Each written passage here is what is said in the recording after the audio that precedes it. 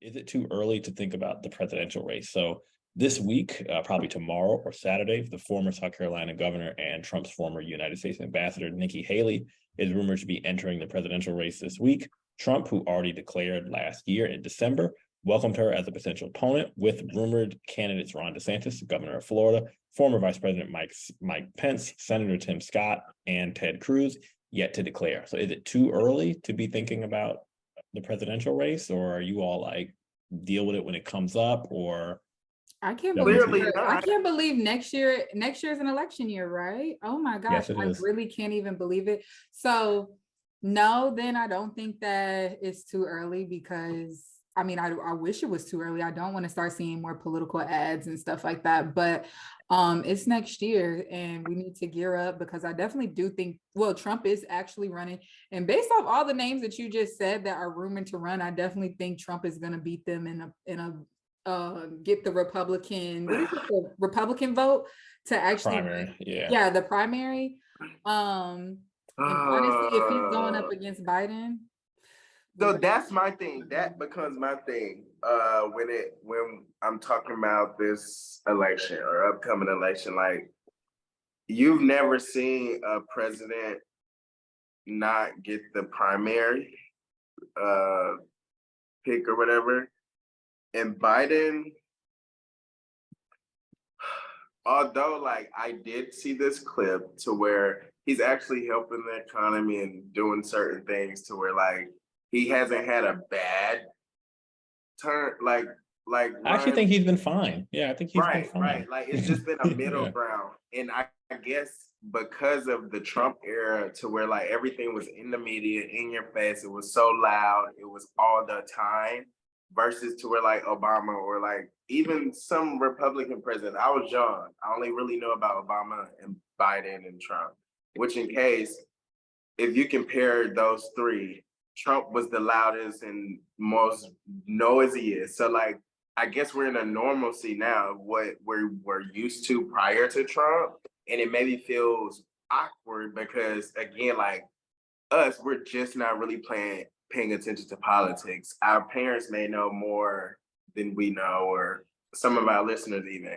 So like for me, it feels like a normalcy of like, okay, the president isn't really in your face, all in the news. Like, you know what he's doing. If you're checking for it, you can find out what bills he's been pushed through, whatever.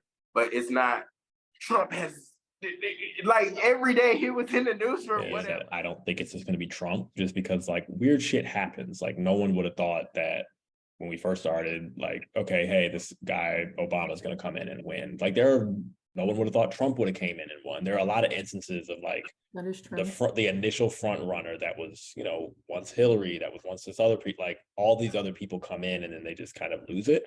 I still think the only thing that's in Trump's favor is that America we have a habit of repeating ourselves. Like first it was Bush, then it was Clinton, then it was Bush again. This other guy, Obama, comes in, then Hillary's a nominee, then like Biden, who ran previous times before. Like consistency works, but I also just feel like there's a ton of consistency, but there's a ton of examples of like you come in as a favorite and you just get your head knocked off because that's just random shit happens.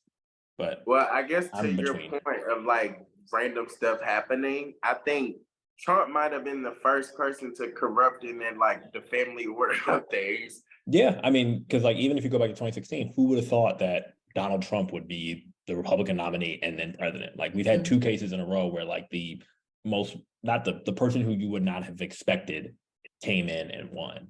Yeah, and it's either like you're either like really random or you're really establishment, and it's like I don't know which one of those two things would be. So if I actually had to bet, I would actually say Trump is not the nominee, just because I'm just gonna bet that like. Well, let's pray. I think that like, but yes, there definitely are these random casualties of like an Obama who is, I think, really a one of a kind. I think so too. Situation.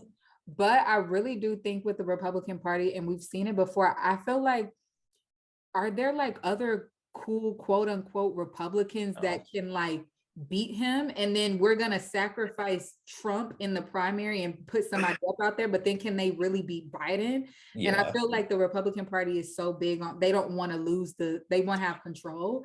Would they sacrifice it and give it to somebody new? And that's the only hard thing. Yeah. No, go ahead.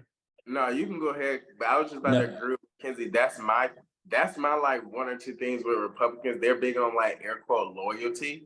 So if you play into that loyalty, which Trump very much does, like he's cool. He either has dirt or it's cool. And like, remember how Trump played, Noah? Yeah, he's not- about to bully everybody who try to run Yeah. against him. I would be scared to even go against him. Literally. He was talking about The Ron funny DeSantis' thing- wife, right? Or was it Ted Cruz's Ron- wife? I'm just like, Ted nah. Cruz's wife, yeah. The funny thing is,